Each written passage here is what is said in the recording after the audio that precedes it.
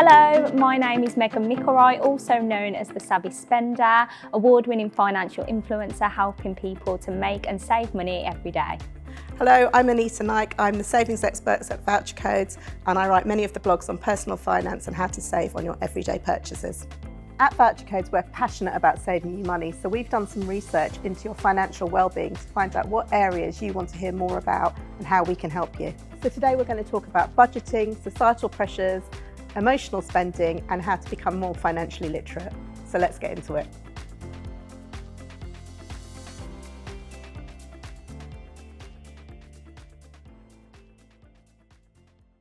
My suggestion when it first comes to budgeting is making sure that you look at your bank statements. It's actually crazy how many people I speak to that don't actually check their bank statements and know what's coming in and what's going out. That is the absolute first thing you should do. Check those bank statements, make sure you know what's coming in, what's going out, what your bills are, and then you'll be able to assess your money and figure out what budget will work for you. There's so many different budgeting methods, and this is where it comes into what is realistic for you and your goals. And you need to think about what that longer term goal is with your finances. I have a preferred budgeting method, but I know everybody's different. Have you got a preferred budgeting method? Well, I learned the hard way that you don't want to budget because it's tedious, and actually confronting financial realities can be really painful for a lot of people. And I think that's why a lot of people don't budget. But yes, I use budgeting apps. I think they're brilliant. I think they do it all for you, all the hard work.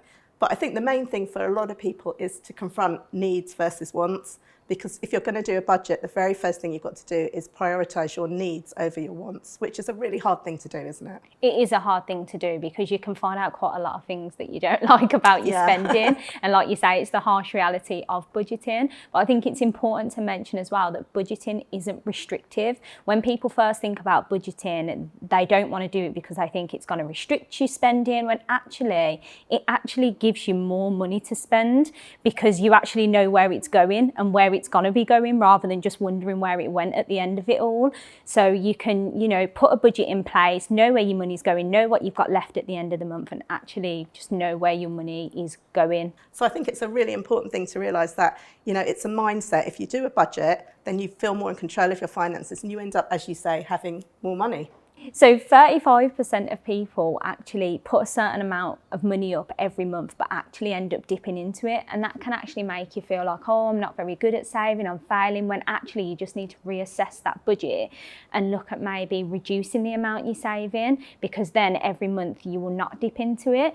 And another thing there as well that I find really useful is having separate bank accounts to, out of sight, out of mind, having your savings in one account that you don't have access to often, and then having your spending come out of another account, so a bills account. Have all of your bills come out of that, so your bill money is never touched, and your savings automatically put into a savings account from another account, and that way, out of sight, out of mind, and then it becomes really easy to not dip into it. I totally agree. I think the best way to save is automate your savings, because you don't have to think about it. It goes without you even noticing it. Well, you should notice it if you're doing a budget, but it goes without you noticing, and suddenly you have a lot more money by the end of the month. I think that's a great idea. Yeah, and a lot of people do spend before they save, when actually you should save before you spend, and then it makes it a lot easier to save.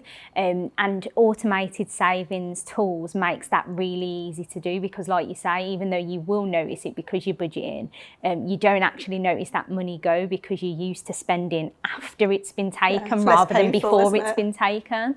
But it's interesting because 86% of people don't set a budget weekly, and I think it's really easy to think you're in control of your finances and you know what's happening, and then you get to the end of the week or the end of the month and you're so in debt because you haven't, because we really underestimate how much we spend.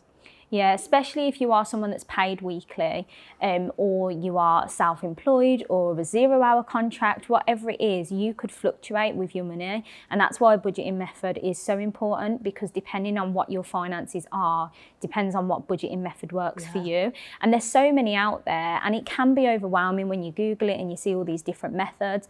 And that's where I really recommend looking at social media and following different finance accounts, because they talk about different budgeting methods, and you start to get a feel for what will work for you in your finances. And it's all about trial and error as well. You know, not everybody can just put a budget in place and it works for you. It might be that you try something and actually it's not really working and you find yourself dipping into your savings. You just need to reassess it. It doesn't mean you're failing. It just needs something needs tweaking and changing, and that's just human. I think if you're going to budget, you have to play to your strengths personality-wise. If you're really good at organisation and consistency, I mean, you use a really good method, don't you? The zero budgeting one. I like the zero-based budgeting, whereas essentially it's all of the money that comes in, so your income, any benefits you get, minus your expenses, minus your savings, and that should total zero, so you know that every penny is accounted for. But there are other methods, such as the 50-30-20 method. Personally, this one doesn't work for me, but it may be brilliant for other people. So 50% is your needs, 30% is your wants,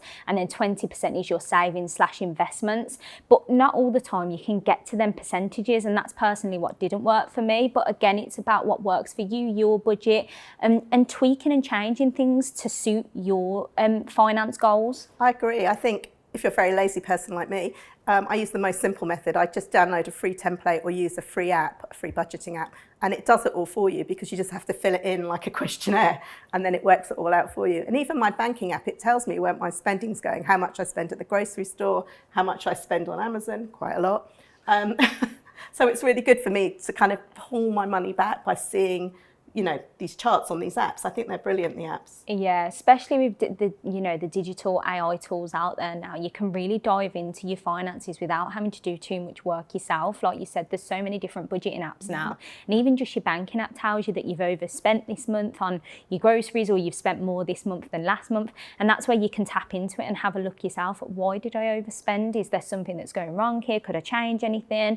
How can I pull back and save more money in a certain category? And I think most of us, if we're being really, really honest, we really underestimate how much we spend on things daily. We think, oh, we haven't spent any money today, we just spent £40 at the supermarket. But we've also bought maybe a coffee, a sandwich, maybe we were on Amazon and we bought a book or something, and suddenly you've spent £30 extra, and that really adds up over a week. And that's why budgeting is so important, because you can allocate that money to that category instead of just spending randomly on different things. You can say, right, well, I know I like to eat out twice a week, I'm going to put this amount of money a month towards that category, rather than just spending and realising, actually, I spent way more than I wanted to on that category. And that's why budget is so amazing. I think also you really have to get your family on board. I've got teenagers, and you really need to get them on board with budgeting when you're setting a family budget, because they are the people that can derail it really fast. Yeah, I can imagine the teenagers. And actually, even your partner or whoever you live with. I mean, if you're living in a flat share and you're sharing, you know, household groceries and things like that, you really need to get everybody on board if you're doing a budget. Yeah, and essentially budgeting is, you know, knowing where your money's going to go rather than wondering where it went. And so many people do wonder where their money goes. The amount of times I hear that line, where did all my money go? Why have I got no money left? But if you budget, you know exactly where it's going. And for me, that is the most financial control you can ever have. Even if your spending is a little bit, you know, out of control, or it's not where you want it to be, you are making yourself in control by putting that budget in place. Oh, absolutely. And I think with that, you build real money confidence, and you start to believe in your ability to manage your money, which is a longer term process of, you know, you can get into saving and investing, but it all starts with a budget. Yeah, financial confidence 100% comes from a budget.